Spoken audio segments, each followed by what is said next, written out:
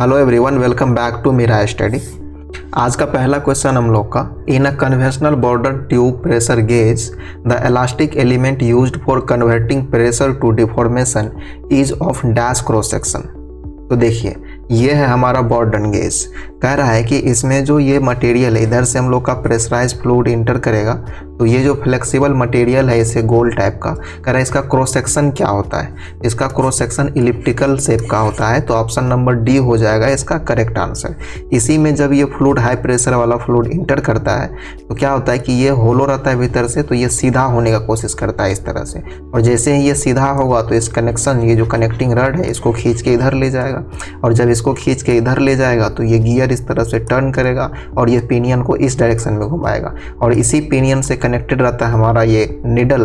तो इस पॉइंटर यानी कहें कि आखिर फिर निडल कहें, इसको इस डायरेक्शन में मूव कराएगा। तो इस निडल को देख के हम लोग पता लगा लेते हैं कि कितना प्रेशर से फ्लूइड इसमें इंटर किया है और प्रेशर क्या है। नेक्स्ट क्वेश्चन है, पीजियोमीटर आर यूज टू मेजर। तो पीजियोमीटर्स को हम लोग यूज़ करते हैं गेज प्रेशर को मेजर करने के लिए। पीजियोमीटर अगर आप देखना चाहें तो ये रहा हम लोग का पीजियोमीटर। एक एंड तो वहाँ पे कनेक्टेड रहता है जहाँ पे हम लोग को प्रेशर मेजर करना है, और इसका दूसरा एंड चूँकि एटमॉस्फेयर में खुला रहता है तो यहाँ का प्रेशर हम लोग का PATM हो जाएगा। तो PATM से जो ऊपर का प्रेशर यानी कि एटमॉस्फेरिक प्रेशर को जब रेफरेंस लेके मेजर करते हैं तो उसी को हम लोग गेज प्रेशर कहते हैं। इसीलिए B number option correct option है। नेक्स्ट क्वेश्चन है, a tank is containing water up to a height of 2 metre, calculate the pressure at the bottom of the tank is newton per metre square में देना, यानी कि pascal में pressure पूछ रहा है। तो हाइट हम लोग को दिया हुआ है 2 मीटर का, ठीक है, और यहाँ पे फ्लूइड कौन सा है, वाटर। तो डेंसिटी हम लोग ले लेंगे 1000 kg पर मीटर क्यूब। तो जिस भी बर्तन में रखा गया उसके बॉटम में पूछ रहा है, तो प्रेशर इक्वल टू हो जाएगा रो जी एच। रो जानते हैं हम लोग 1000 लेना है, और जी का वैल्यू 9.81 और एच दिया हुआ है 2। तो यहाँ से हम लोग लिख सकते हैं 2000 इंटू 9.81। इस पॉइंट को जब हटाएंगे तो 2 जीरो यहाँ से खल्लास, तो हो जाएगा 20 गुने 981। मल्टीप्लाई करो तो 2 एकम 2, 8 दूना 16, 9 दूनी 18, 1 19, 1 जीरो इधर बाकी रहेगा, तो इतना न्यूटन पर मीटर स्क्वायर, यानी कि 19,620, जो कि है ऑप्शन नंबर सी। तो ऑप्शन सी हो गया करेक्ट आंसर। नेक्स्ट क्वेश्चन है, a U tube manometer containing a liquid of specific gravity S, liquid का दे दिया है specific gravity S। Measure a gauge pressure of water flowing in a pipe. H2 is a difference in level of manometric liquid in the two limbs, and H1 height of water between the point of connection of pressure tap and level of manometric liquid in limb 2 connected by a tube bending down. The measured gauge pressure is. तो gauge pressure हम लोग से पूछ रहा है कि क्या होगा, ठीक है। इसका फिगर देखें तो इसका फिगर कुछ इस तरह से बनेगा। तो ये H1 दे दिया है, कह रहा है कि जहाँ से ये वाला पाइप इस तरह बेंड कर रहा है तो मर्क्यूरी, यानी कि जो मैनोमेट्रिक फ्लूइड है, यहाँ नाम नहीं लिखा है कि मर्क्यूरी है, बस कह रहा है कि मैनोमेट्रिक फ्लूइड का जो स्पेसिफिक ग्रेविटी है वो S दिया हुआ है, ठीक है। तो हम लोग मान लेते हैं। तो मान लो कि ये अगर काला वाला मैनोमेट्रिक फ्लूइड है और इसका स्पेसिफिक ग्रेविटी S दिया हुआ है, तो इसका डेंसिटी क्या हो जाएगा, S into density of water, ठीक है। और इसमें देखो यहाँ पे बता दिया है कि वाटर फ्लो कर रहा है पाइप में, तो इसमें हो गया हमारा फ्लूइड हो गया वाटर। तो कह रहा है कि गेज प्रेशर कितना होगा, कहाँ पर, पॉइंट A पर।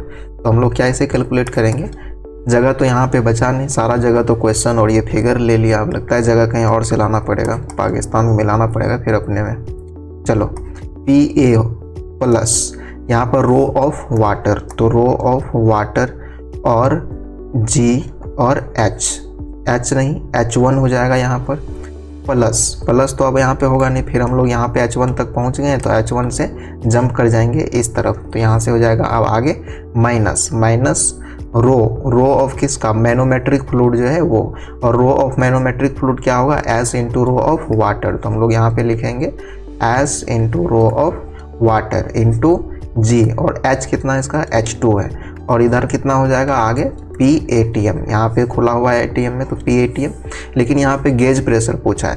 तो जब गेज प्रेशर पूछा है तो हम लोग PATM को 0 लेके चलेंगे, तभी हम लोग उसको गेज प्रेशर कहेंगे। यहाँ पे लिखेंगे 0। अब यहाँ से अगर हम लोग PA निकालेंगे तो इस दोनों को इस तरह भेज देते हैं, तो S into rho of water G और H2 इधर माइनस में हो जाएगा, माइनस का रो ऑफ वाटर और G और H1। अब इसमें देखो कॉमन आ सकता है हम लोग को, rho of water into G, तो अंदर क्या बच जाएगा, यहाँ बच जाएगा S into H2 minus H1, ये आ जाएगा हम लोग का पास्कल में। लेकिन जो आंसर दिया हुआ है वो पास्कल में है ही नहीं, ये तो वाटर के हेड में है, तो इसको कन्वर्ट करना पड़ेगा वाटर हेड में कितना आता है, फिर उसके बाद हम लोग आंसर टिक करेंगे। देखो हम लोग जानते हैं प्रेशर इक्वल टू क्या होता है, रो जी एच, तो प्रेशर हम लोग को यहाँ पे क्या आया है, प्रेशर तो आ गया है rho of water into g और SH2 माइनस H1, ये हो गया pressure equal to rho ji h, rho किसका, जो फ्लूइड है वही, तो वाटर के टर्म में यहाँ पे पूछ रहा है तो इसी का रो, तो रो ऑफ वाटर, जी तो वही रहेगा और एच, और यही एच हम लोग को निकालना है, तभी वाटर के कॉलम के टर्म में निकल जाएगा। तो रो ऑफ वाटर कैंसिल, जी और जी कैंसिल, तो हम लोग को जो यहाँ से एच इक्वल टू निकलेगा वो निकलेगा SH2 माइनस S1, इतना क्या, मीटर ऑफ वाटर कॉलम। तो ऑप्शन नंबर हम लोग का बी हो जाएगा करेक्ट आंसर। नेक्स्ट क्वेश्चन है, a small pressure difference between the 2 points along a pipeline carrying water is to be measured using U-tube manometer. The manometric fluid to be used.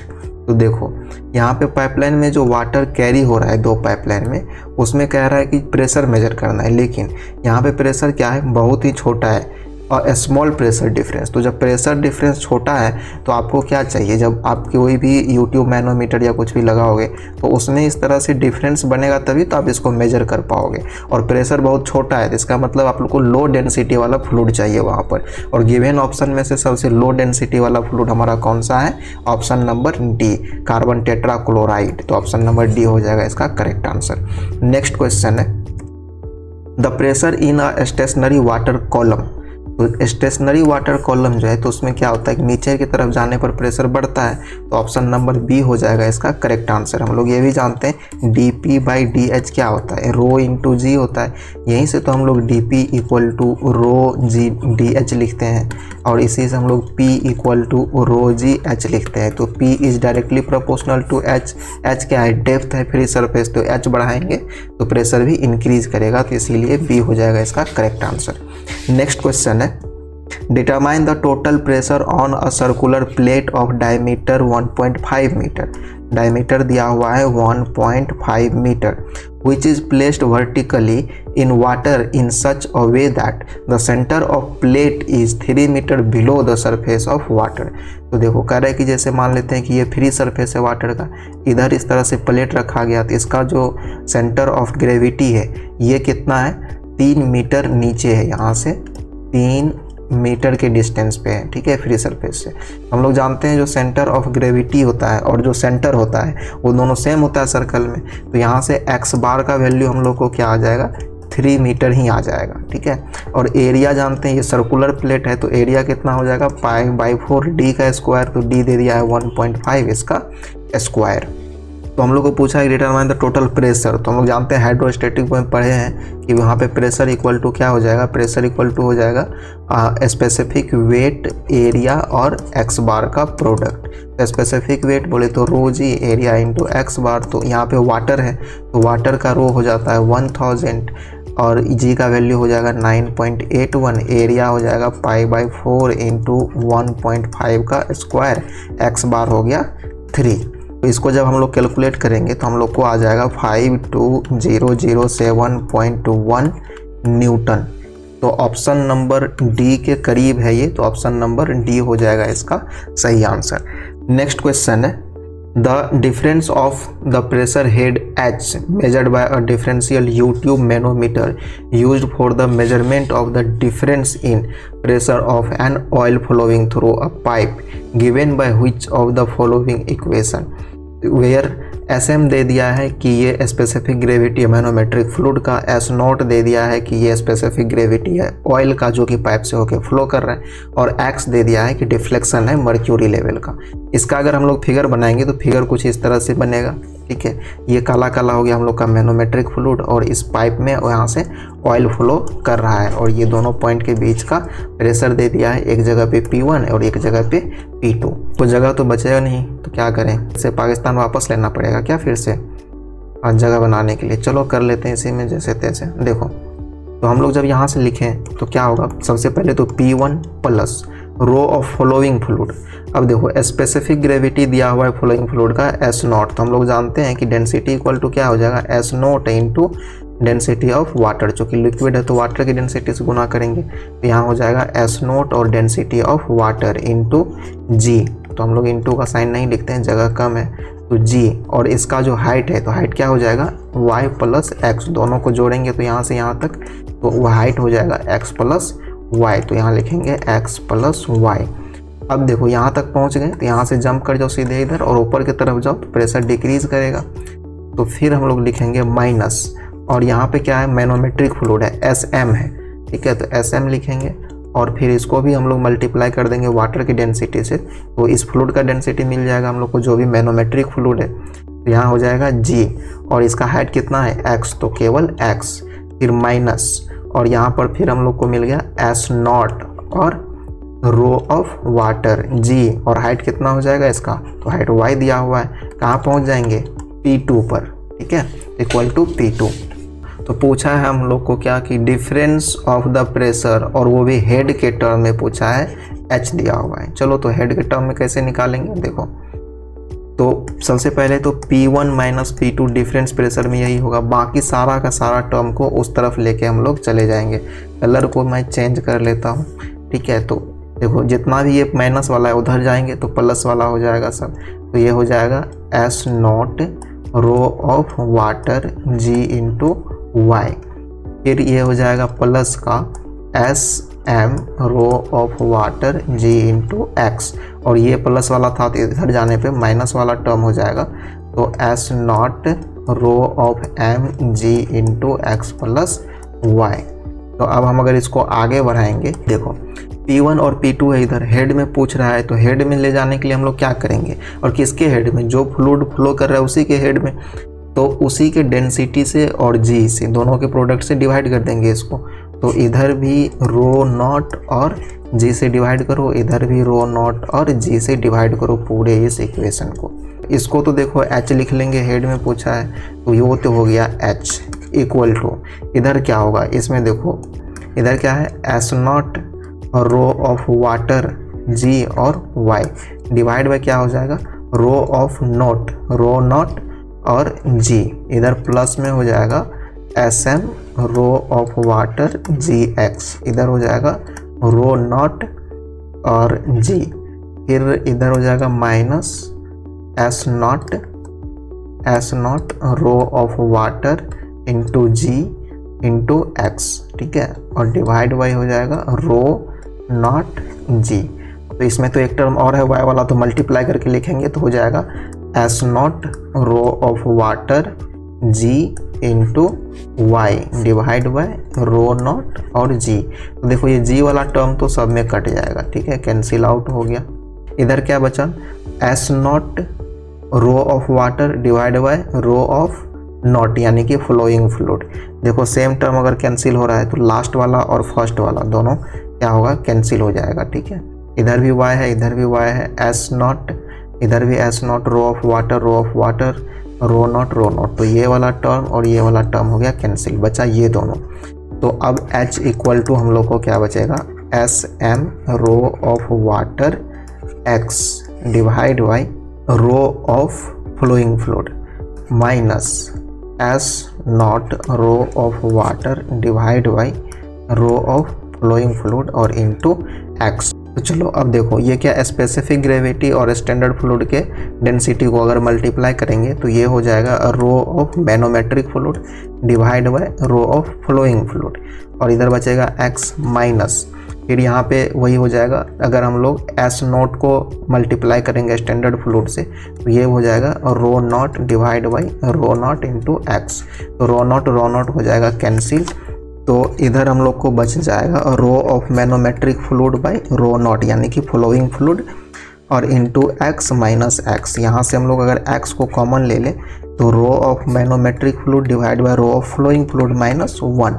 अब देखो rho of manometric fluid और rho of flowing fluid के term में answer दिया ही नहीं, answer सब दिया हुआ है स्पेसिफिक ग्रेविटी के टर्म में।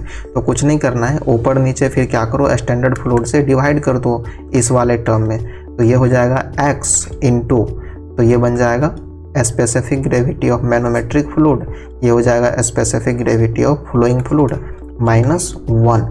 तो ऑप्शन नंबर ए हम लोग को करेक्ट मिल रहा है, तो ऑप्शन नंबर ए हो जाएगा इसका करेक्ट आंसर। नेक्स्ट क्वेश्चन है mercury is often used in barometer because, कह रहा है बैरोमीटर में क्यों यूज़ करते हैं। देखो पहली बात, मरकरी का जो डेंसिटी है वो बहुत हाई है।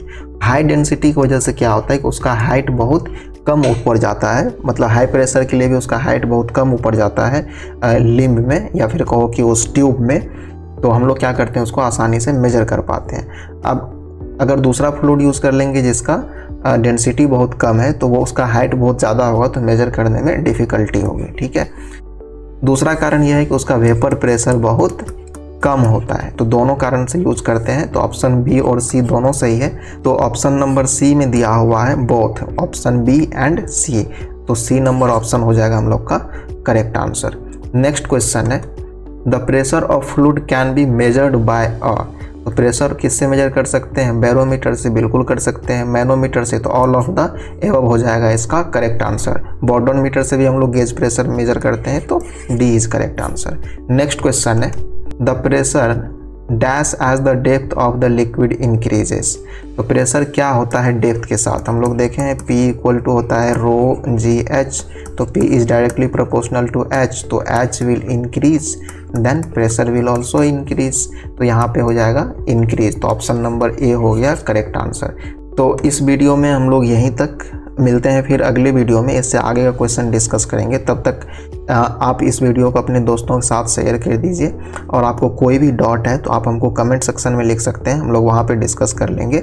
बाकी अगर आप डिस्कस करना चाहते हैं तो टेलीग्राम चैनल का भी लिंक आपको डिस्क्रिप्शन में मिल जाएगा, आप वहाँ पर भी अपना डाउट लिख सकते हैं और हम लोग फिर आपस में डिस्कस कर सकते हैं। मिलते हैं फिर अगले वीडियो में, तब तक के लिए जय हिंद जय भारत।